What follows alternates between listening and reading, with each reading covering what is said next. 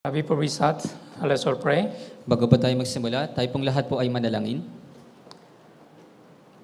Holy and merciful our Heavenly Father God who loves us, thank you so much for your grace and great love. Banal at mahabagin naming Amang Diyos na nagmamahal sa amin, maraming salamat po sa iyong dakilang pag-ibig at biyaya. We are the miserable sinner who was supposed to be lost, but you had compassion on us and you saved our spirit from the eternal destruction. Kami po ay mga miserableng mga makasalanan na nararapat po na mapahamak, ngunit ikaw po ay nahabag sa amin at iniligtas mo po kami mula po sa walang hanggang pagkawasa. And also, you made us your children to enter eternal heaven. At ginawa niyo po kaming inyong mga anak upang makapasok po doon sa inyong kaharian. Thank you so much for the grace of your salvation. Maraming salamat po sa biyaya ng kaligtasan. Today, in this Lord's Day, we have gathered here those who are sanctified with the blood of Jesus in order to praise the Lord and also in order to listen to your word. Ngayon po, na araw po ng Panginoon, kami po ng mga pinabanal ng dugo ng Panginoong Yesus ay nagkatipon upang purihin po ang pangalan ng Panginoon at upang makapakinig po ng iyong salita. Whenever we gather together, let us get the spiritual strength through the word of God and fellowship. Sa tuwing kami po ay nagkakatipon, nawa makakuha po kami ng espiritual na kalakasan sa pamamagitan po ng salita ng Diyos at ng fellowship. And also please teach us how to live as a born-again Christian. At pakusap, turuan niyo po kami kung paano kami dapat mamuhay bilang mga born-again Christian. We know there are so many important things what we should do as a truly born-again Christian. Nalalaman po namin na napakarami pong mahalagang mga bagay yung dapat po namin gawin bilang isang mga born-again Christian. Although we are very busy in this world, let us have a priority to accomplish the will of God through our Christian life. Kahit na kami po ay mga abala sa mundong ito, nawa magkaroon po kami ng prioridad sa amin pong mga buhay Kristiyano. Especially we are praying for incoming our women's group day Bible seminar. Lalong-lalo na po, dinadalangin po namin yung aming pong Women's Group Day Bible Seminar. Let us do our best to evangelize many lost souls. Gawin nawa po namin yung aming makakaya na makapag-evangelize po ng mga ligaw na kaluluwa. And also, we are praying for incoming our Grand Bible Seminar from July 14. At dinadalangin din po namin yung paparating po namin na Grand Bible Seminar na mag-umpisa po sa July 14. Let us do our best to invite our family members, friends, and neighbors so that they will have a chance to listen to the God's Word. Nawa, gawin po namin yung aming makakaya na maimbitahan po yung aming mga kapamilya, kapitbahay at mga kaibigan upang magkaroon po sila ng pagkakataon na makapakinig ng salita ng Diyos. We know God really desires all men to be saved and to come to the knowledge of the truth. Alam po namin na ang Diyos ay nagnanais na ang lahat ng tao ay maligtas at makarating sa pagkakilala ng katotohanan. Let us have one mind and cooperate to one another in order to accomplish the will of God through our church. Nawa magkaroon po kami ng isang isipan at tulungan po namin yung isa't isa upang matupad po namin yung kalooban ng Diyos sa pamamagitan po ng aming iglesia. Today, there are also some brothers and sisters who are not able to join this Lord's Day sermon. Ngayong araw po, meron po kami ng mga brothers and sisters na hindi po nakadalo ngayon sa aming Lord's Day sermon. Wherever they are staying now, whatever they are doing now, please let them continue their sincere Christian life. Nasaan man po sila, anuman po yung kanilang ginagawa, nawa may pagpatuloy po nila yung kanila pong tapat na buhay Kristiyano. If there are any brothers and sisters who are having a sickness or any difficulties, please give them more strength and wisdom so that they can overcome all these difficulties. Kung meron man po ng mga brothers and sisters na meron mga sakit at nasa kahirapan, pakusap, bigyan niyo po sila ng kalakasan at ng karunungan upang mapagtagumpayan po nila yung kanilang mga kahirapan. From the beginning of this Lord's Day sermon until the end, Holy Spirit is with us and guide us. Magpasimula po hanggang sa matapos yung aming pong Lord's Day sermon, ang banal na Espiritu nawa ang tumulong at gumabay po sa amin. In the name of our Lord Jesus Christ, we pray. Ito po yung aming dinadalangin sa pangalan po ng Panginoong Jesucristo. Amen. Amen. Let's open our Bible. 2 Chronicles chapter 20. Ikalawang Kronika chapter 20 from verse 26 to verse 30. Buksan po natin sa Biblia, sa Ikalawang Kronika, chapter 20, magmula po verse 26 hanggang 30.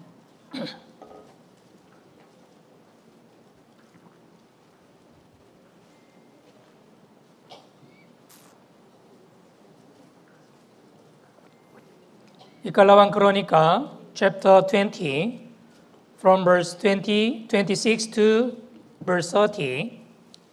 Sa Ikalawang Kronika po, chapter 20, magmula po verse 26 hanggang verse 30.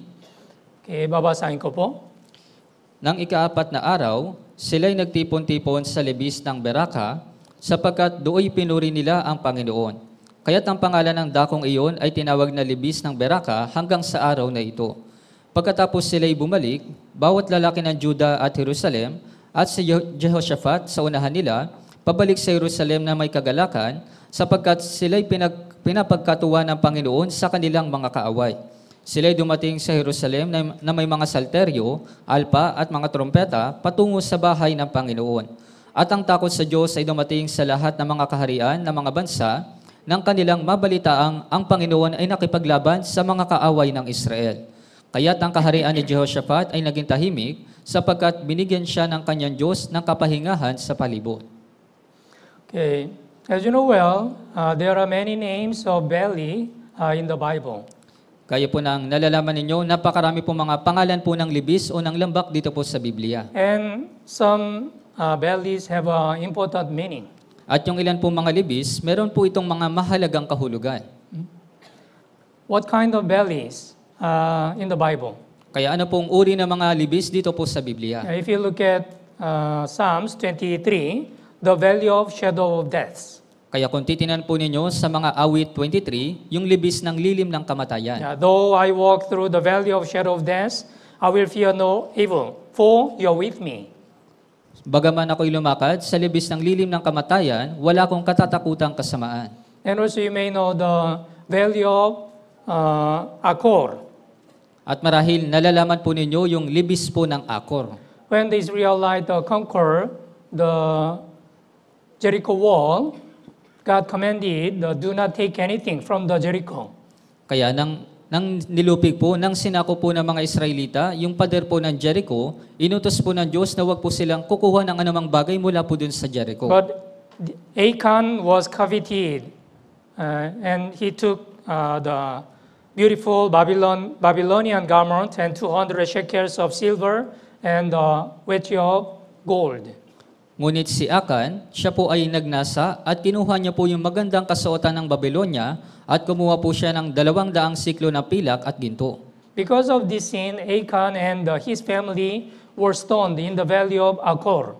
Kaya dahil po sa kasalanan po na ito, si Akan at yung kanyang pamilya, sila po ay pinagbababato doon po sa libis po ng Akor. And all his possessions were burnt by the fire. At lahat po ng kanyang mga ari-arian ay sinunog po sa apoy. And also there are the valley of the son of Hinnom. At mayroon din pong libis ng anak ni Hinom. Have you ever heard about it? Narinig niyo na po ba yung patungkol dito? Yeah, the valley of son of the Hinnom. Ang libis ng anak ni Hinom. If you look at Ikalawang Kronika chapter 28 verse 3, in the days of the king Ahaz, Israelites burnt incense in the valley of the son of the Hinnom, and then burned their children in the fire. Kaya kung titinan po ninyo sa Ikalawang Kronika sa chapter 28, sa panahon po ni Haring Ahaz, yung mga Israelita, nagsunog po sila ng insenso doon po sa libis ng anak ni Hinom at sinunog po nila yung kanilang mga anak sa apoy. Yeah, it was really one of the biggest sin. Israelites, they became corrupt and they committed a lot of sins. Kaya ito po ay talagang napakalaking kasalanan. Kaya po yung mga Israelita, sila po ay naging masasama at gumawa po ng napakaraming kasalanan. That's why in the days of the Jeremiah, if you look at Jeremiah chapter 7, the valley of son of Hinnom was called the valley of slaughter. Kaya nga po sa panahon po ni Propeta Jeremias, yung libis po ng anak ni Hinom, tinawag po itong libis ng katayan. Yeah, like it is, there are so many names of the valley in the Bible, and then some valley has a very important meaning. Kaya kagaya po nito, napakarami po mga pangalan ng libis dito po sa Biblia, at yung mga libis po na ito ay meron po itong mahalagang kahulugan. Okay, let's look at 2 Chronica chapter 20, verse 26. Tingnan po natin sa Ikalawang Kronika sa chapter 20 sa verse 26. Okay, basahin po natin ng sabay-sabay. 3, 2, 1. Nang ika-4 na araw, sila'y nagtipon-tipon sa libis ng Beraka, sapagkat do'y pinuri nila ang Panginoon, kaya't ang pangalan ng dakong iyon ay tinawag na libis ng Beraka hanggang sa araw na ito. Yeah. Here is the name of the one valley, which is the valley of Baraka. Kaya dito po, meron pong isang pangalan po ng libis. Ito po yung kanyang pangalan, yung libis ng Beraka. Do you understand what is the meaning of the valley of Barakah? Kaya naintindihan niyo po ba kung ano po yung ibig sabihin ng libis ng Beraka? If you read this verse, you will understand. On the first day, they assembled in the valley of Barakah, for there they blessed the Lord. Therefore, the name of the place was called the valley of Barakah until this day. Kaya sinabi po dito, ng ika-4 na araw, sila'y nagtipon-tipon sa libis ng Beraka, sapagkat dooy pinuri nila ang Panginoon, kaya't ang pangalan ng dakong iyon ay tinawag na libis ng Beraka hanggang sa araw na ito. Yeah, the valley of Barakah means praise the Lord or bless the Lord. Kaya ibig sabihin po ng pangalan ng libis ng Beraka ay pinupurihin ng Panginoon o pagpalain ng Panginoon. Yeah, first, we need to understand the background in this chapter, 2 Chronicle chapter 20, why the Israelites, they assembled and then they gathered in order to praise the Lord and also in order to bless the Lord.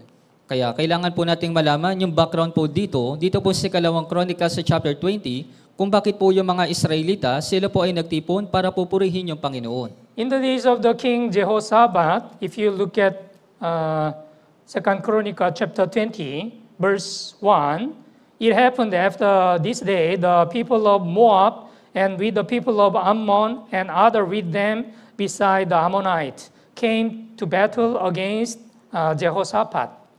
Kaya sa panahon po ni Haring Jehoshaphat, sinabi po dito sa 2 Kronika sa chapter 20 sa verse 1, pagkatapos nito, ang mga Moabita at ang mga Ammonita at pati ang ilan sa mga Mayonita ay dumating laban kay Jehoshaphat upang makipaglaban. Yes, in the days of Jehoshaphat, King Jehoshaphat, Moabite and Ammonite, they came to battle against Jehoshaphat. Kaya sa panahon po ni Haring Jehoshaphat, yung mga Moabita at mga Ammonita, dumating po sila para po makipaglaban kay Jehoshaphat. Who was the Jehoshaphat? Kaya sino po ba si Jehoshaphat? He was the king of the Judah, South Judah. Kaya siya po yung naging hari doon po sa Timog Juda. Yeah, he was fourth king in the South Judah. Kaya siya po yung naging ika-4 na hari doon po sa Timog Juda. As you know well, in North Israel, there are 19 kings, but all the Israel kings, they are wicked before God. Gaya po ng nalalaman ninyo, doon po sa Hilagang Israel, meron pong 19 na mga hari, pero lahat po ng mga hari na yun ay masasama sa harapan ng Panginoon. And in South Judah, there are 20 kings. Among these 20 kings, 8 kings, they were good before God. At doon naman po sa Timog Juda, meron pong 20 mga hari doon sa Timog Juda, at 8 hari lamang po yung mabuti sa paningin ng Panginoon. Yeah, 20 kings. Among the 20 kings, only 8 kings, they did good things before God. Kaya doon po sa 20 hari, 8 hari lamang po yung gumawa ng mabuti sa harapan po ng Yeah, Diyos. especially among these 8 kings, these 3 kings, for example, the Jehoshaphat and the Hezekiah and Joash, they really follow the way of the King David. They were praised by God. Kaya dito po sa 8 hari, yung 3 hari po na binanggit na si Jehoshaphat, si Hezekiah at si Joash, sila po yung talagang sumunod sa yapak po ni Haring David na sila po ay pinuri po ng Panginoon. So in the days of the King Jehoshaphat, Ammonite and the Moabite, they invaded Israel. Kaya sa panahon po ni Haring Jehoshaphat, yung mga Moabita at mga Ammonita, sinalakay po nila yung Israel. In this critical situation, Jehoshaphat, he knew whom he should rely on and then he should ask the help. Kaya sa critical po na sitwasyon po na ito, si Jehoshaphat, alam po niya kung saan po siya dapat na umasa, kung saan po siya hihingi ng tulong. Because Jehoshaphat, he had the right relationship with God. Dahil si Jehoshaphat, meron po siyang tamang relasyon sa Diyos. Okay, let's look at Ikalawang Kronika, chapter 20, verse 3 and 4. Tingnan po natin sa 2 Kronika, chapter 20, magmula po verse 3 hanggang 4. Babasahin ko po. Si Jehoshaphat ay natakot at nagpasyang hanapin ang Panginoon at nagpahayag ng pag-aayuno sa buong Juda, kaya't ang Juda ay nagtipon-tipon upang humingi ng tulong sa Panginoon. Mula sa lahat ng bayan ng Juda ay dumating sila upang hanapin ang Panginoon. Yeah, Jehoshaphat feared and set himself to seek the Lord and proclaimed a feast through all Judah. So in order to ask the God's help, they are really prepared. Kaya para makahingi po sila ng tulong sa Diyos, sila po ay talaga pong naghanda. Because Jehoshaphat, he knew only he can receive the help from God. Dahil si Jehoshaphat, nalalaman po niya na sa Diyos lamang po siya makakahingi po ng tulong. Yeah. It is very important to have a right relationship with God in our Christian life also. Kaya napakahalaga po na magkaroon din po tayo ng tamang relasyon sa Diyos sa ating pong mga buhay Kristiyano. Yeah. According to this verse, we can understand King Jehoshaphat, he knew God very well.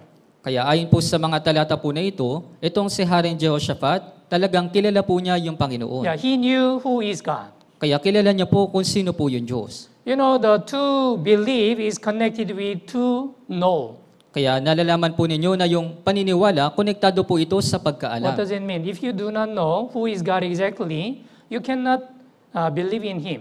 Kaya ano pong ibig sabihin nito? Sa madaling sabi, kung hindi mo po kilala yung Diyos, hindi ka po maniniwala sa Kanya. According to the Bible, John chapter 17, verse 3, and this is eternal life, that they may know you, the only true God, and Jesus Christ, whom you have sent. Kaya ayon po sa 1 chapter 17 sa verse 3, at ito ang buhay na walang hanggan, na ikaw ay makilala nila na isang Diyos na tunay at si Jesucristo na iyong sinugo. Yes, Bible says, in order to have eternal life, we must know that they may know you, the only true God. First, we must know who is the only true God and Jesus Christ. Kaya sinasabi po ng Biblia, para magkaroon po ng buhay na walang hanggan, una, dapat po nating makilala yung nag-iisang Diyos na tunay at si Jesucristo. Many people, they are believing in God, but actually, many of them, they do not know who is God exactly. That's why they didn't have a right relationship with God. Kaya maraming tao po, sila po ay naniniwala sa Diyos, pero hindi po nila kilala yung Diyos na eksakto, kaya nga wala po silang tamang relasyon sa Diyos. So when we really know God, who is God, God also knows. God will know us. Kaya kung talagang kilala mo po yung Diyos, talagang ikaw din po ay kikilalanin din po ng Diyos. Okay, let's open our Bible. Nahum, Old Testament Nahum, Tingnan- chapter 1. Tignan po natin sa Lumang Tipan, sa Nahum chapter 1.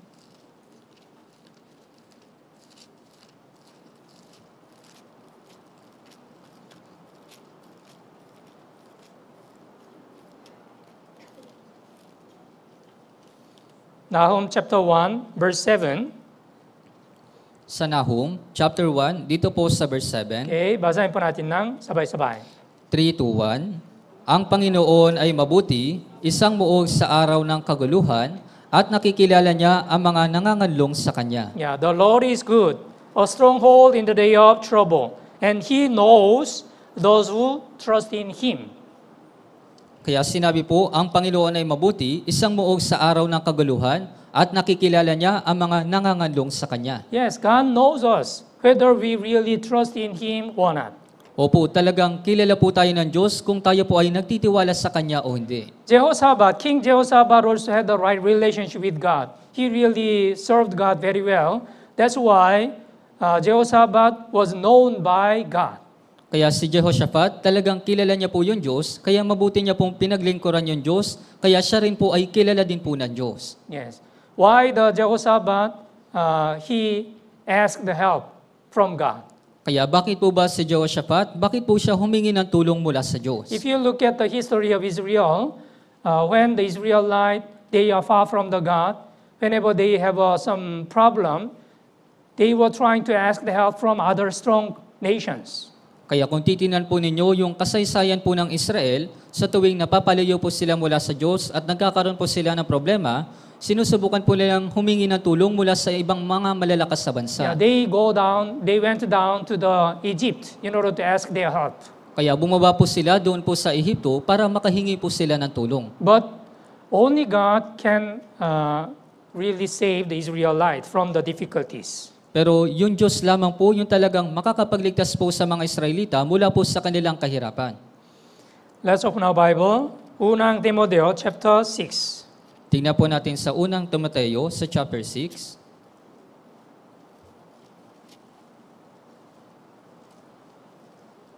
verse 15. Dito po sa verse 15,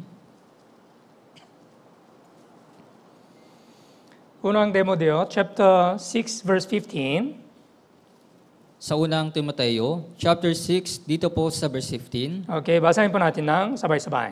3-1, na kanyang ipahayag sa takdang panahon, siya na mapalad at tanging makapangyarihan, ang hari ng mga hari at Panginoon ng mga Panginoon. Yeah, he who is the blessed and omnipotentate, the King of kings and the Lord of the lords. Right? So, only God can help us. Kaya po yung Diyos lamang po yung maaring makatulong po sa atin. King Jehoshaphat, he knew very well. That's why he asked the help from God. Kaya si Haring Jehoshaphat, alam niya po ito, kaya nga humingi po siya ng tulong mula sa Diyos. Okay, let's go back to Ikalawang Kronika, chapter 20, verse 4. Balikan po ulit natin sa Ikalawang Kronika sa chapter 20 sa verse 4. So Judah gathered together to ask help from the Lord, and from all cities of Judah they came to seek the Lord. Kaya't ang Juda'y nagtipon-tipon upang humingi ng tulong sa Panginoon. Mula sa lahat ng bayan ng Juda ay dumating sila upang hanapin ang Panginoon. Yes, King Jehoshaphat and the people of Judah, they prayed to God earnestly to ask the God's help. Kaya po si Haring Jehoshaphat, sila po ay talagang taimtim na nanalangin para humingi po ng tulong mula sa Diyos. If you look at the history of Israel, Israelite, they had a slavery life in Egypt for 400 years. Kaya kung titingnan po ninyo yung kasaysayan po ng Israel, yung mga Israelita, nagkaroon po sila ng buhay na pagkailipin sa loob po ng 400 taon. Yeah, when they had heavy bondage and real difficulties, they cry out to God. Kaya nung nagkaroon po sila ng kabigatan at mga kahirapan, sila po ay dumaing sa Diyos. They really desired to be saved from this difficult situation by God. Kaya talagang ninais po nila na sila po ay maligtas mula po sa kanilang kahirapan sa pamamagitan po ng tulong ng Diyos. When you are in the really desperate situation, you will pray to God and you will ask God's help. Kaya kung talagang ikaw po ay nasa desperadong sitwasyon, ikaw po ay mananalangin at hihingi po ng tulong sa Diyos. Let's open our Bible, Exodus chapter 2. Tingnan po natin sa Exodus sa chapter 2.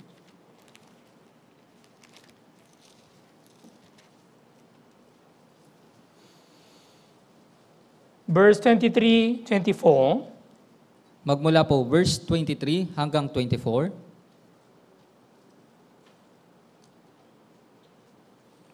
Okay, babasahin ko po. Pagkaraan ng maraming araw, ang hari ng Ehipto ay namatay, ang bayang Israel ay dumaing dahil sa pagkaalipin at sila'y humingi ng tulong. Ang kanilang daing dahil sa pagkaalipin ay nakarating sa Diyos. Narinig ng Diyos ang kanilang daing at naalala ng Diyos ang kanyang tipan kay na Abraham, Isaac at Jacob. Yeah, here, if you look at verse 23, they cried out, and their cry came up to God because of the bondage. Kaya kung titinan po ninyo dito, ang bayang Israel ay dumating dahil sa pagkaalipin. In this situation, we can understand the Israelites, they prayed to God really earnestly because their situation was really difficult. Kaya kung titinan po ninyo ito, yung mga Israelita, sila po ay talagang taimtim na nanalangin po sa Diyos dahil po sa kanilang kahirapan. When you pray to God, if you pray outwardly only, without the honest prayer, you cannot receive the answer from God.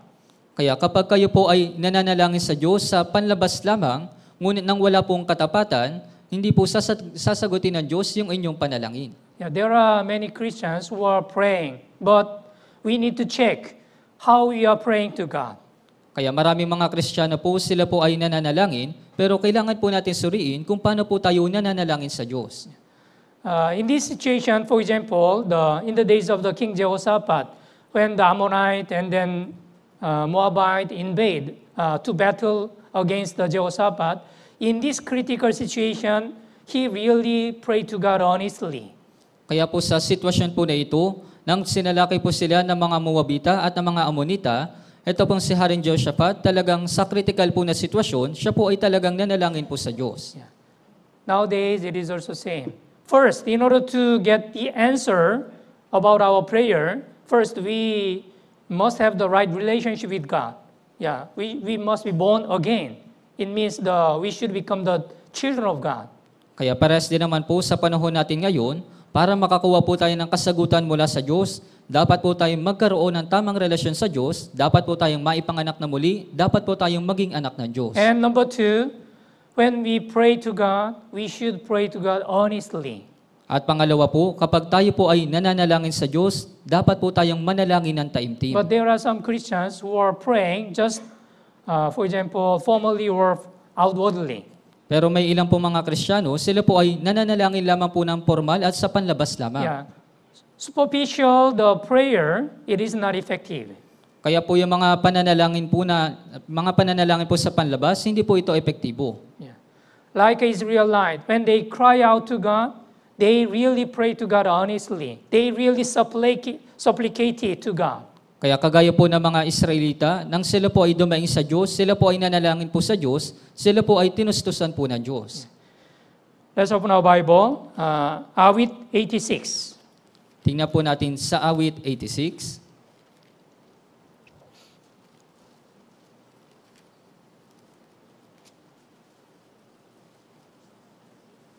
Verse 6.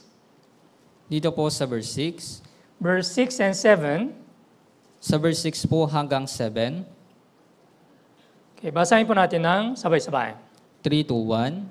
Pakinggan mo, O Panginoon, ang aking panalangin. Pakinggan mo ang tinig ng aking daing. Sa araw ng aking kaguluhan ay tumatawag ako sa iyo sapagkat sinasagot mo ako. Give ear, O Lord, to my prayer, and attend to the voice of my supplications. In the day of my trouble, I will call upon you, for you will answer me. Yeah, in the day of trouble, in the real difficult situation, we will pray to God. We will ask the God's help. Kaya sa araw po ng kaguluhan, sa mahirap po na sitwasyon, tayo po ay mananalangin sa Diyos at hihingi po ng tulong sa Diyos. Yes, King Jehoshaphat, he knew only God can save the Israelites from this difficult situation. Kaya po si Haring Jehoshaphat, nalalaman po niya na yung Diyos lamang po yung makakapagligtas sa mga Israelita mula po sa mahirap na sitwasyon na ito. Awit 121. Sa awit po, 121. Verse 1 to. Sa verse 1 po hanggang 2. Awit 121, verse 1 to. Okay, basahin po natin ng sabay-sabay. 3, 2, 1. Ang aking mga mata sa burol ay aking ititingin, ang aking bang saklolo ay saan manggagaling? Ang saklolo sa akin ay buhat sa Panginoon na siyang gumawa ng langit at lupa. Yeah, my help comes from the Lord. My help comes from the Lord. We can receive help from the Lord. Kaya ang saklolo sa akin ay buhat sa Panginoon, kaya magmumula po sa Panginoon yung tulong. Awit 142, Sa awit 142, verse 1. dito po sa verse 1.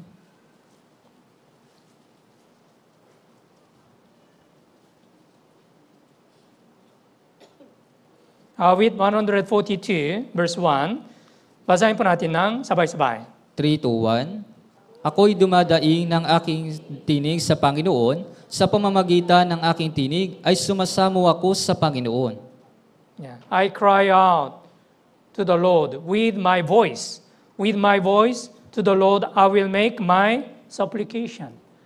Yeah. Sometimes when we pray by alone, it is necessary to pray with a voice.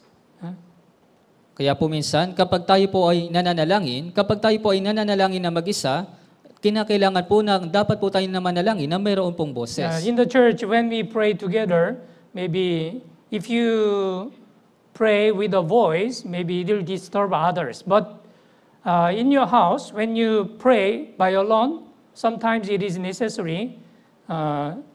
You can pray with a voice. Kaya dito po sa church, kapag tayo po ay nananalangin, kapag nananalangin ka po na may boses, maaari ka po makaabala sa iba, pero kapag ikaw po ay nasa bahay, kapag nananalangin ka po na mag-isa, minsan kinakailangan po na mayroon pong boses. Yeah, when you pray with a voice, sometimes you can focus on your prayer much more. Kaya kapag ikaw po ay nananalangin na mayroon pong boses, minsan ikaw po ay mas makakapag-focus sa inyo pong pananalangin.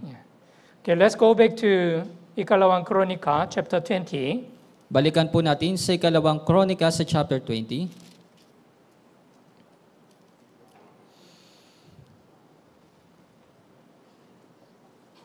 Verse 14, 15. Magmula po verse 14 hanggang 15. Only verse 15, babasahin ko po. At kanyang sinabi, makinig kayo buong Juda at mga mamamayan ng Jerusalem at Haring Jehoshaphat, ganito ang sabi ng Panginoon sa inyo, huwag kayong matakot at huwag kayong panghinaan ng loob sa napakaraming taong ito, sapagkat ang pakikipaglaban ay hindi sa inyo, kundi sa Diyos. Yes. So verse 15 says, do not be afraid, nor dismayed, because of this great multitude. For the battle is not yours, but God's. Kaya sinabi po, huwag kayong matakot at huwag kayong panghinaan ng loob sa napakaraming taong ito, sapagkat ang nakikipaglaban ay hindi sa inyo, kundi sa Diyos. When King Jehoshaphat and the people of Judah prayed to God honestly, God sent the prophet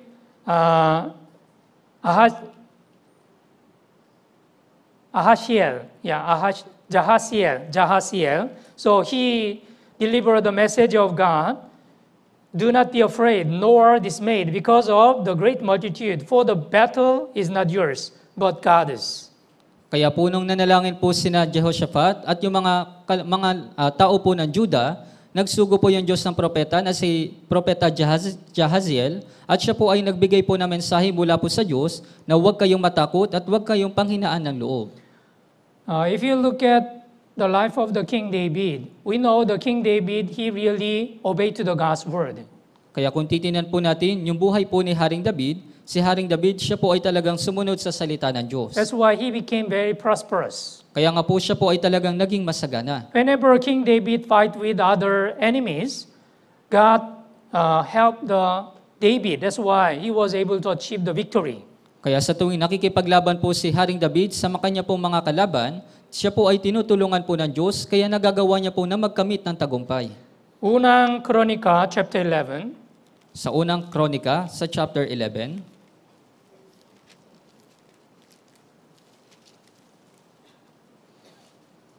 verse 9.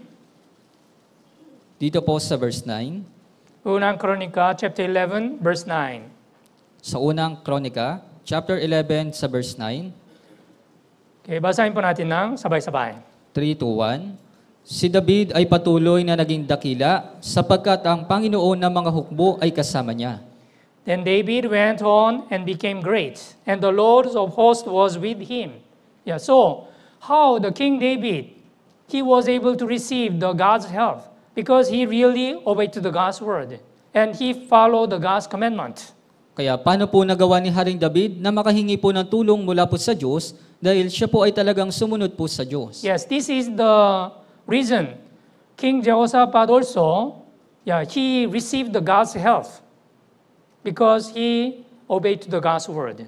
Kaya ito po yung dahilan kung bakit po si Haring Jehoshaphat, siya po ay nakatanggap ng tulong mula sa Diyos dahil siya po ay sumunod po sa Diyos. Yeah, in our Christian life, it is also same. First, we need to check how much we really obey to the God's word. Kaya pares din naman po sa ating mga buhay Kristiyano, una, dapat po nating suriin kung gaano ba tayo sumusunod sa salita ng Diyos. If you do not obey to the God's word, if you do not follow the God's will, although you pray to God, your prayer will not be answered very well. Kaya kahit na kung hindi ka po sumusunod sa salita ng Diyos, kung hindi ka po sumusunod sa kalooban ng Diyos, kahit na ikaw po ay mananalangin, hindi ka po sasagutin po ng Diyos.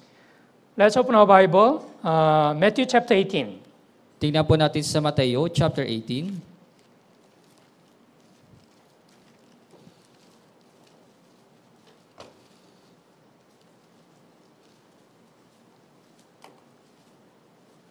Verse 19 and 20. Dito po sa verse 19 hanggang 20. Okay, Matthew chapter 18, verse 19, verse 20.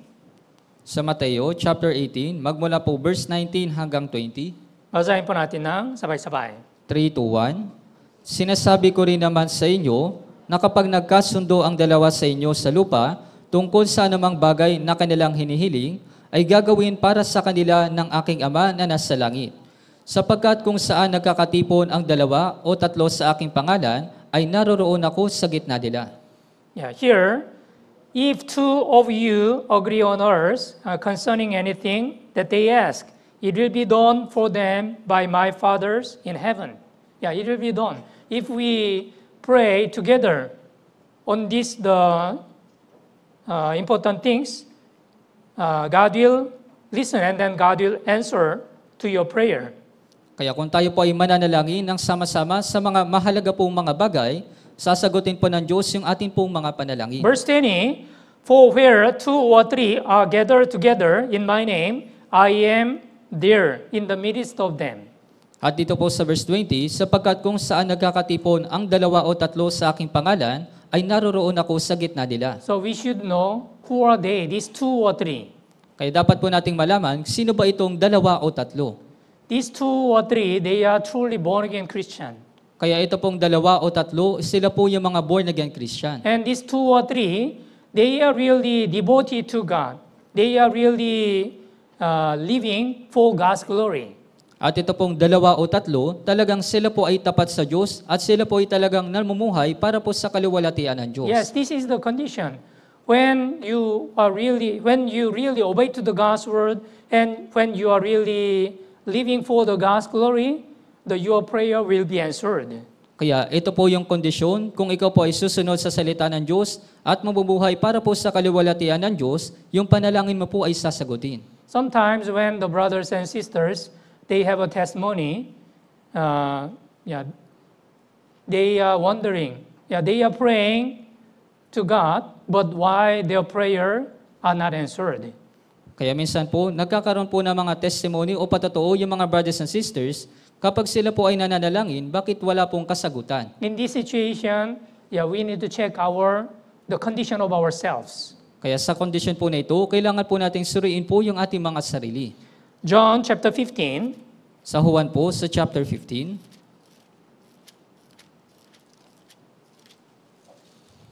John chapter 15, verse 7. Sa Juan, chapter 15, sa verse 7. Okay, basahin po natin ng sabay-sabay. 3, 2, 1. Kung kayo'y mananatili sa akin, at ang mga salita ko'y mananatili sa inyo, hingin ninyo ang anumang inyong nais, at ito'y gagawin para sa inyo. Yeah, here, our Lord Jesus said, if you abide in me, number one, we must abide in Jesus Christ. Kaya sinabi po dito, kung kayo'y mananatili sa akin, kaya pinakauna, kung tayo po ay mananatili kay Jesus. And number two, my word abide in you. You will ask what you desire, and it shall be done for you. At pangalawa, at ang mga salita ko'y mananatili sa inyo, hingin ninyo ang anumang inyong nais, at ito'y gagawin para sa inyo. Yeah, when we abide in Jesus Christ, and when we obey to the God's word perfectly, our prayer will be answered. Kaya kapag tayo po ay mananatili kay Jesus at susunod po sa salita ng Diyos ng perpekto, yung ating pong panalangin ay masasagot. Unang Juan chapter 5. Sa unang Juan, sa chapter 5,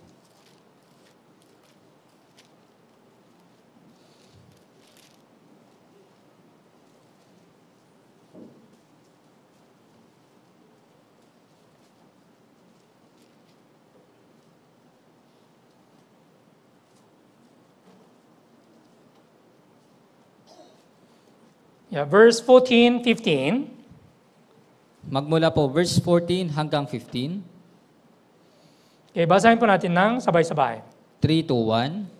Ito ang ating kapanatagan sa Kanya, na kung tayo'y humingi ng anumang bagay na ayon sa Kanyang kalooban, tayo'y pinapakinggan niya. At kung ating nalalaman na tayo'y pinapakinggan niya sa anumang ating hingin, nalalaman natin na natanggap natin ang mga kahilingang hinihingi natin sa Kanya. Yeah, this word also is given to the truly born-again Christian, the children of God. Kaya maging yung mga salita po na ito po ay binigay sa mga tunay na born-again Christian, sa mga anak po ng Diyos. Actually, our born-again Christian, we have a privilege as a children of God. Sa katunayan, tayo po mga born-again Christian, meron po tayong pribilehiyo na maging anak ng Diyos. If we have a right relationship with God, and if we really obey to the God's word through our Christian life, our prayer will be answered. Kaya kung meron po tayong tamang relasyon sa Diyos, kung tayo po ay sumusunod sa salita ng Diyos, yung atin pong panalangin ay sasagutin. But sometimes we need to check why our prayer is not effective. Kaya minsan, kailangan po natin suriin kung bakit po yung ating panalangin ay hindi po epektibo. If we don't obey to the God's word, and if we don't follow the God's will very well, our prayers will not be effective. Kaya kung hindi po tayo sumusunod sa salita ng Diyos at sa kalooban po ng Diyos, yung ating pong panalangin ay hindi po magiging epektibo. Let's go back to Ikalawang Kronika, chapter 20, Balikan po natin sa Ikalawang Kronika sa chapter 20. verse 20. Dito po sa verse 20. Okay, chapter 20, verse 20. Basahin po natin ng sabay-sabay. 3, 2, 1. Kinaumagahan, sila'y maagang bumangon at lumabas sa ilang ng Tekoa. Habang sila'y lumalabas, si Jehoshaphat ay tumayo at nagsabi, "Pakinggan ninyo ako, O Juda, at mga mamamayan ng Jerusalem, manalig kayo sa Panginoon ninyong Diyos, at kayo'y maging matatag, maniwala kayo sa kanyang mga propeta, at kayo'y magtatagumpay." Here, believe in the Lord your God, and you shall be established. Believe his prophet, and you shall prosper. So it is really necessary to trust in God and to trust in the God's word. Kaya talagang kinakailangan po na tayo po ay magtiwala sa Diyos o magtiwala po sa salita ng Diyos. When we really believe in God's word, we will also experience the great works of God through our Christian life.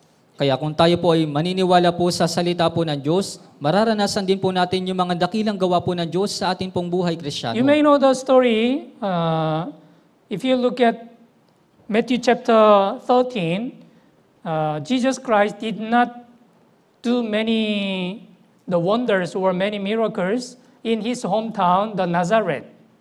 Kaya kung titingnan po ninyo yung kwento, doon po sa Mateo chapter 13, si Jesus, hindi po siya gumawa ng mga maraming himala doon po sa kanyang sariling bayan sa Nazareth. Why? Why Jesus did not perform many miracles in his hometown?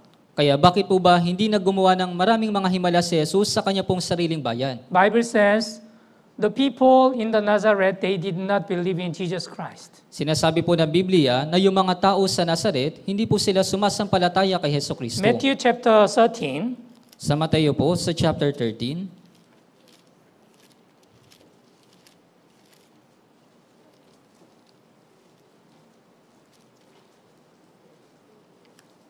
Matthew chapter 13, sa Mateo po, chapter 13,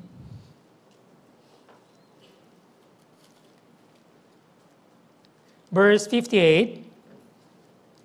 dito po sa verse 58, Okay, basahin po natin ng sabay-sabay.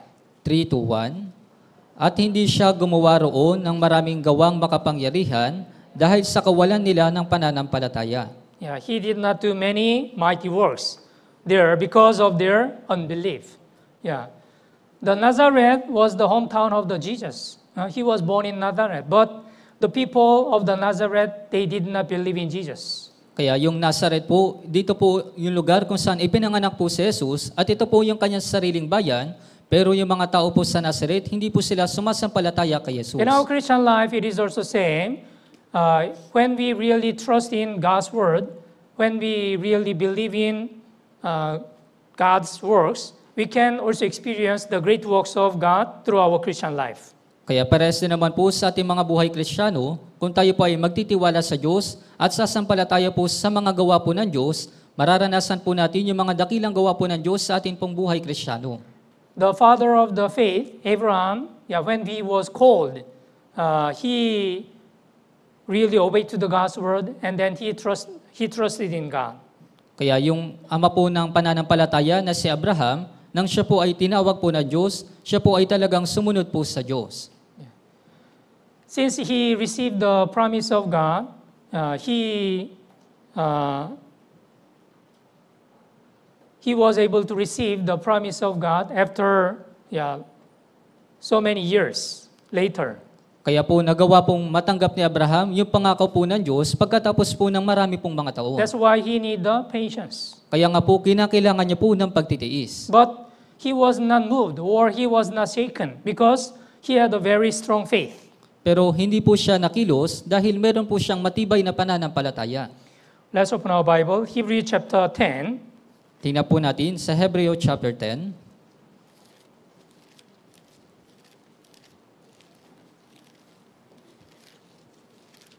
Hebrews chapter 10, verse 23. Sa Hebreo chapter 10, dito po sa verse 23.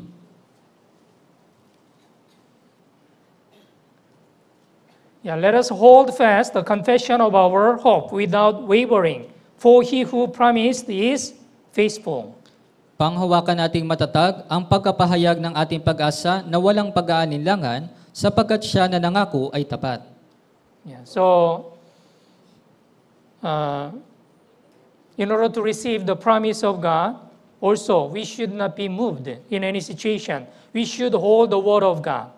Kaya upang matanggap po natin yung pangako po ng Diyos, hindi po dapat tayo na makilos, dapat po nating panghawakan yung salita po ng Diyos. Okay, let's go back to the Chronicle, chapter 20, ikalawang Kronika, chapter 20, Balikan po ulit natin sa ikalawang Kronika sa chapter 20, verse 21 and 22. magmula po verse 21 at 22. Babasahin ko po. Pagkatapos niyang sumangguni sa mga tao, kanyang hinirang ang mga aawit sa Panginoon at magpupuris sa kanya sa banal na kaayusan, habang sila'y nangunguna sa hukbo at nagsasabi, magpasalamat kayo sa Panginoon, sapagkat ang kanyang tapat na pag-ibig ay magpakailanman. Nang sila'y magpasimulang umawit at magpuri, ang Panginoon ay naglagay ng pagtambang laban sa mga taga-Amon, Moab at bundok ng Seir na dumating laban sa Juda, kaya't sila'y nagapi. Yeah. As the prophet Jahaziel, the prophesied, the war belongs to God. Kaya kagaya po ng sinasabi po ni Propeta Jahaziel, na yung pakikipaglaban po ay sa Diyos. Yeah, for the battle is not yours, but God's. Sapagkat ang pakikipaglaban ay hindi sa inyo, kundi sa Diyos. Israelites, they believed God will help them to accomplish the victory in this battle. Kaya yung mga Israelita, sila po ay sumasampalataya na makakamit po nila yung tagumpay sa digmaan po na ito. That's why the Jehoshaphat and the people of Judah, they gave thanks to God. Kaya nga po si Jehoshaphat at yung mga tao po ng Juda, sila po ay nagpasalamat sa Diyos. So before the battle, they were very happy because God promised they shall accomplish the victory. Kaya bago po yung pakikipaglaban, talagang sila po ay masasaya dahil yung Diyos po ay nangako sa kanila na sila po ay mananalo sa digmaan. So Israelites, they praise God. Kaya po yung mga Israelita, pinuri po nila yung Diyos. Yeah, verse 21, when he had consulted with the people, he appointed those who should sing to the Lord and who should praise the beauty of holiness as they went out before the army and saying, praise the Lord, for His mercy endures forever. Kaya dito po sa verse 21, pagkatapos niyang sumangguni sa mga tao, kanyang hinirang ang mga aawit sa Panginoon at magpupuris sa kanya sa banal na kaayusan, habang sila'y nangunguna sa hukbo at nagsasabi, magpasalamat kayo sa Panginoon, sapagkat ang kanyang tapat na pag-ibig ay magpakailanman. And verse 26, At dito po sa verse 26, okay, one more time, basahin po natin ng sabay-sabay. 3:2:1, nang ika-4 na araw, sila'y nagtipon-tipon sa libis ng Beraka, sapagkat dooy pinuri nila ang Panginoon, kaya't ang pangalan ng dakong iyon ay tinawag na libis ng Beraka hanggang sa araw na ito. Yeah, as God promised, Israelites, they were able to achieve the victory through the battle with the Moabite and then Ammonites. Kaya kagaya po ng ipinangako ng Diyos, yung mga Israelita, sila po ay magtatagumpay laban po sa mga Ammonita at sa Moab. Yeah, God promised through the prophet Jahaziel. Kaya po yung Diyos, siya po ay nangako sa pamamagitan po ni Propeta Jahaziel. Israelites will accomplish the victory. Na yung mga Israelita, makakamit po nila yung tagumpay. Yeah, first, when the Israelites heard about the word, they were very happy, and then they praised the Lord.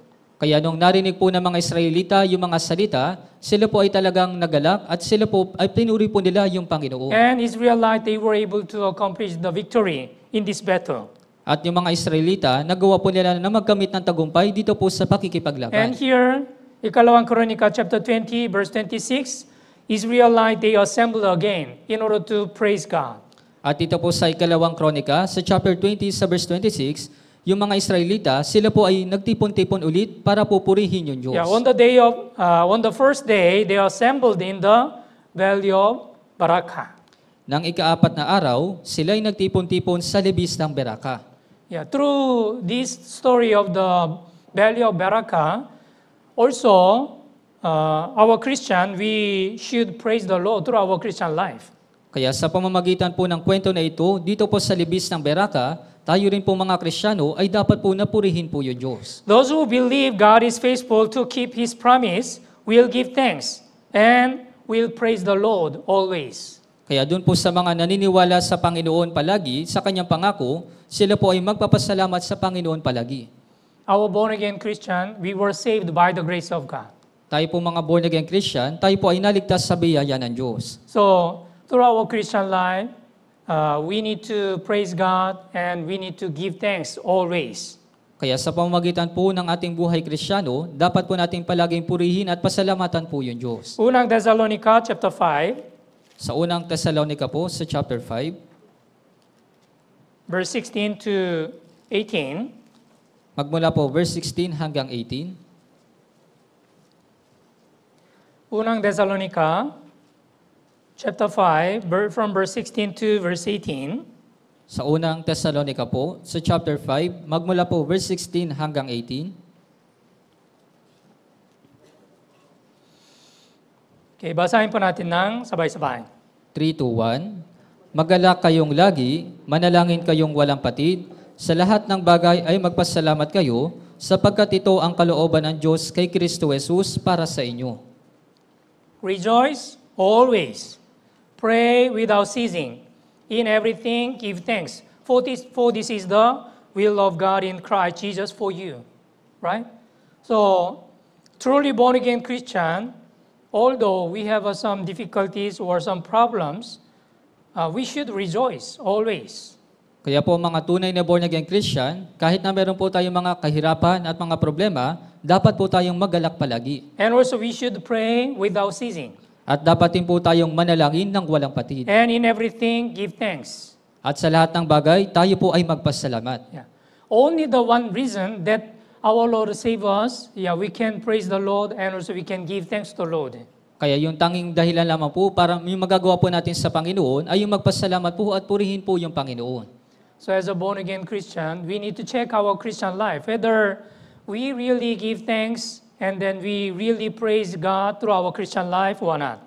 Kaya dapat po nating suriin sa ating pong mga buhay Kristiyano kung talaga bang pinapasalamatan natin at pinupuri po yung Diyos sa ating pong mga buhay Kristiyano. As a born-again Christian, if you are complaining or if you are saying unprofitable word rather than give thanks or praising the Lord, it is not proper. Kaya po kung sa inyo po mga buhay Kristiyano, kung kayo po ay nagrereklamo at kung kayo po ay nagsasalita ng mga hindi po kanais-nais sa Panginoon, hindi po ito maayos. Yeah, Colossians chapter 3, Sa Colossus po, sa chapter 3, verse 15. dito po sa verse 15, Colossians chapter 3, verse 15. Basahin po natin ng sabay-sabay. 3 to 1, At maghari sa inyong puso ang kapayapaan ni Kristo, na doon ay tinawag din naman kayo sa isang katawan, at kayo'y maging mapagpasalamat. Yeah. Here, and let the peace of God rule in your heart, to which also you were called one body, and be thankful. We should be thankful. Kaya po, dapat po tayo na maging mapagpasalamat. And also, those who believe the Lord is always with us and protect us will praise the Lord. At doon po sa mga naniniwala sa Panginoon na palagi po tayo, na palaging nasa atin, yung at palagi po tayong poprotektahan, ay pupurihin po yung Panginoon. If you read the Bible, you will come to know when the Israelites, they had the right relationship with God, they always praise God.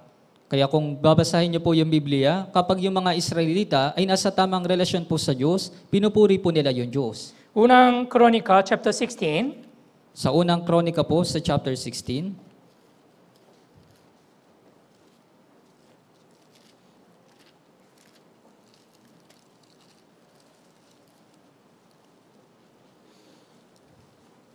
verse 36. dito po sa verse 36,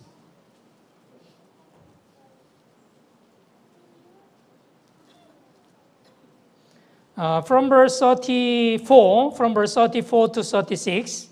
magmula po sa verse 34 hanggang verse 36, Okay, basahin po natin ng sabay-sabay. 3, 2, 1. O magpasalamat kayo sa Panginoon, sapagkat siya'y mabuti, sapagkat ang kanyang tapat na pag-ibig ay nananatili magpakilanman. Sabihin din ninyo, iligtas mo kami, O Diyos ng aming kaligtasan, at ipunin mo kami, at iligtas mo kami sa mga bansa, upang kami magpasalamat sa iyong banal na pangalan, at lumuwalhati sa iyong kapurihan.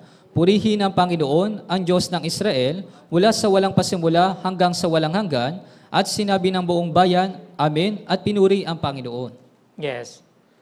So, praise and the thanks are like the touchstone in our Christian life, whether we have a good Christian life or not. Kaya po yung pagpupuri po sa Panginoon, ito po ay kinakailangan po sa ating pong buhay Kristiyano.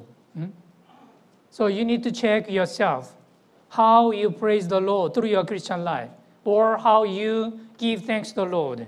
Kaya kailangan mo pong suriin kung paano mo po pinupuri yung Panginoon o pinasasalamatan po yung Panginoon. Yeah. Bless the Lord, God of Israel, from everlasting to everlasting. And all the people said, Amen, and praise the Lord.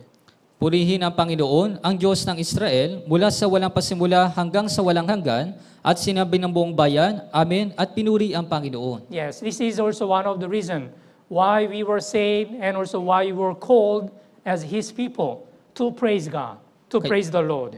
Kaya isa rin po ito sa mga dahilan kung bakit po tayo iniligtas at kung bakit po tayo tinawag ng Diyos upang purihin po yung Panginoon. Yeah, as a born-again Christian, if we are complaining or if you get angry rather than give thanks to the Lord, it is not right. Kaya kung bilang isang born-again Christian, kung kayo po ay nagrereklamo at nagagalit sa halip na magpasalamat sa Panginoon, hindi po ito tama. Unang Kronika, chapter 29, Sa unang kronika po, sa chapter 29,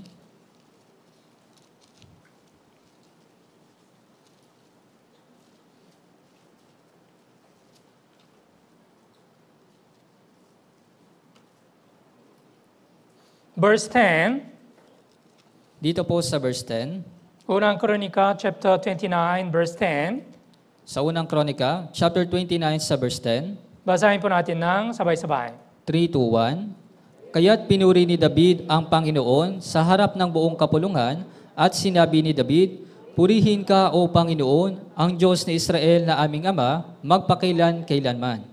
Yeah, when King David was trying to build the God's temple, Israelite, they also brought the gold, the silver, and many valuable things.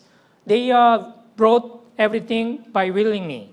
Kaya po nang pinuri po ng mga Israelita yung Diyos, sila po ay nagdala ng mga ginto at ng mga pilak na mayroong kusang loob. Yeah, at the time, David blessed.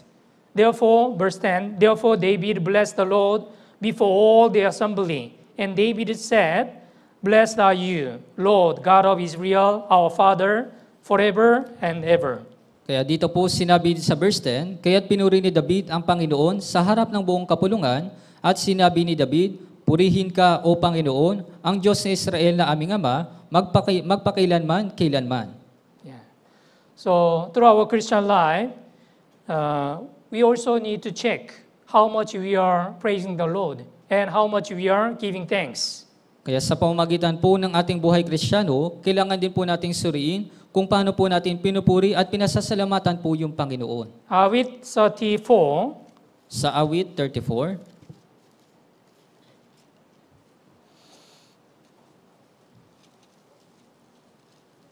verse 1. Dito po sa verse 1.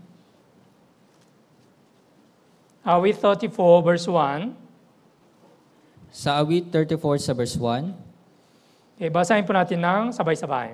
3, 2, 1. Pupurihin ko ang Panginoon sa lahat ng panahon. Ang pagpuri sa Kanya ay sa aking bibig ng patuloy. As you know well, in this psalm, there are a lot of the praise. So, whenever we read these psalms also, we can understand why should we praise God as a born-again Christian. Kaya gaya po ng nalalaman ninyo, dito po sa aklat ng mga awit, napakarami po mga pagpupuri. Kaya kung babasahin niyo po itong mga awit, maintindihan po ninyo kung bakit po natin kailangan purihin yung Panginoon.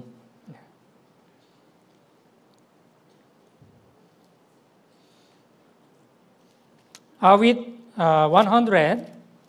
Sa mga awit, 100.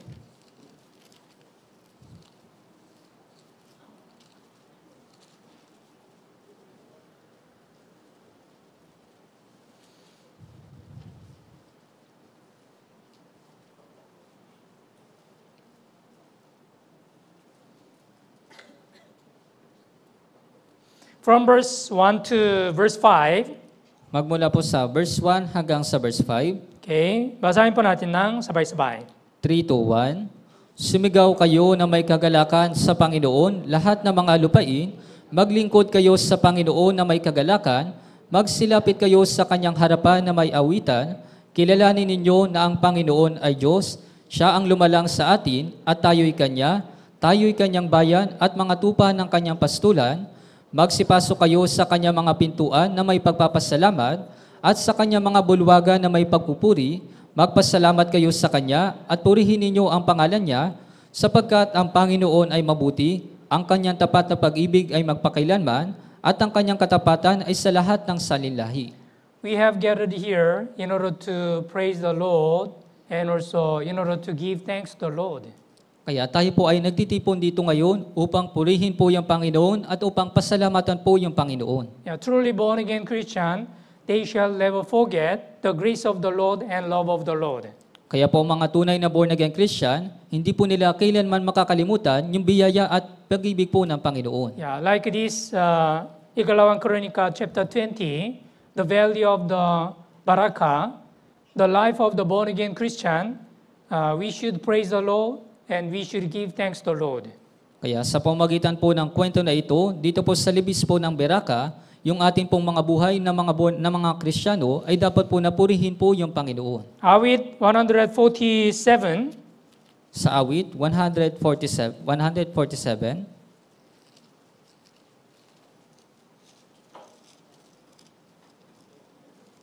Okay, verse 1. Dito po sa verse 1. Okay, basahin po natin ng sabay-sabay. 3, 2, 1. Purihin ang Panginoon sapagkat ang mabuting umawit ng mga papuri sa ating Diyos, sapagkat siya'y magpapagpala at ang awit ng papuri ay naaangkop. Yeah, praise the Lord, for it is good to sing praises to our God, for it is pleasant and praise is beautiful. Yeah, so when we listen to the choirs, the praise, it is really beautiful, right? Because we also need to praise the Lord through our life. Kaya kapag napapakinggan po natin yung mga papuri po ng choir, ito po ay napakaganda dahil kinakailangan po na purihin po natin yung Panginoon sa ating mga buhay. Awit 148 verse 1, 2. Sa awit 148 sa verse 1 hanggang 2. Okay, basahin po natin ng sabay-sabay. 3, 2, 1. Purihin ang Panginoon mula sa kalangitan, purihin siya sa mga kaitaasan, purihin ninyo siya, kayong lahat niyang mga anghel, purihin ninyo siya, kayong lahat niyang hukbo. Yeah, praise the Lord from heaven, and praise Him in His sight. Yeah, our life should be the life of praise. Kaya po yung ating buhay, ito po dapat yung buhay na nagpupuri. Yeah. So today, according to this Ikalawang Kronika chapter 20, the value of the Baraka means the value of praise or the value of the bless. Kaya po ngayon, ayon po sa ikalawang Kronika sa chapter 20, yung patungkol po sa libis ng Beraka, ibig sabihin po ng libis ng Beraka, ito po yung libis ng papuri o yung libis po ng papala. Yeah, so like this, our born-again Christian, we should praise the Lord. And also, we should give thanks to the Lord. Kaya kagaya po nito, tayo po mga born-again Christian, dapat po nating purihin yung Panginoon, dapat po nating pasalamatan yung Panginoon. Yeah. I really pray our brothers and sisters can praise the Lord through your Christian life. Kaya ako po ay talagang nananalangin na yung ating mga brothers and sisters ay pupurihin po yung Panginoon sa pamamagitan po ng inyong buhay Kristiyano. Okay, let's all pray. Tayo pong lahat ay manalangin. Holy and merciful, our Heavenly Father God, thank you so much for your grace and great love. Banal at mahabagay naming Amang Diyos na nagmamahal sa amin, maraming salamat po sa iyong dakilang pag-ibig at biyaya. Today, according to Ikalawang Kronika, chapter 20, verse 26, through the story of the Valley of the Baraka, we have received the lessons. Kaya ngayong araw po, ayon po doon sa ikalawang Kronika sa chapter 20 sa verse 26, doon po sa libis ng Beraka, nakatanggap po kami ng mahalagang aral. As the Israelites, they praised the Lord and also they gave thanks to the Lord through our Christian life. We also wanted to praise the Lord and give thanks to the Lord. Kaya kung paano pong pinuri ng mga Israelita at pinasalamatan nila ang Panginoon, nais din po naming pasalamatan at purihin po yung Panginoon sa aming mga buhay. We pray our life will become the life of praise. Dalangin po namin na yung aming mga buhay ay yung magkaroon po kami ng buhay na nagpupuri. Please give us more wisdom and strength, the spiritual power, so that we can accomplish the will of God through our Christian life. Pakusap, bigyan niyo po kami ng kalakasan at ng karunungan at ng espiritual na kalakasan upang makamit po natin yung kalooban ng Diyos sa aming pong mga buhay Kristiyano. We are praying, incoming our women's group day Bible seminar this week, and also the Grand Bible Seminar from July 14. Dalangin po namin yung paparating po namin na Women's Group Bible Seminar sa linggo pong ito at yung darating po namin na Grand Bible Seminar sa July 14. For the rest of the fellowship of today, please be with us and guide us. Para po sa natitira po naming fellowship sa araw na ito, pakiusap, samahan at gabayan po ninyo kami. In the name of our Lord Jesus Christ, we pray. Ito po yung aming panalangin sa pangalan po ng Panginoong Jesucristo. Amen. Amen.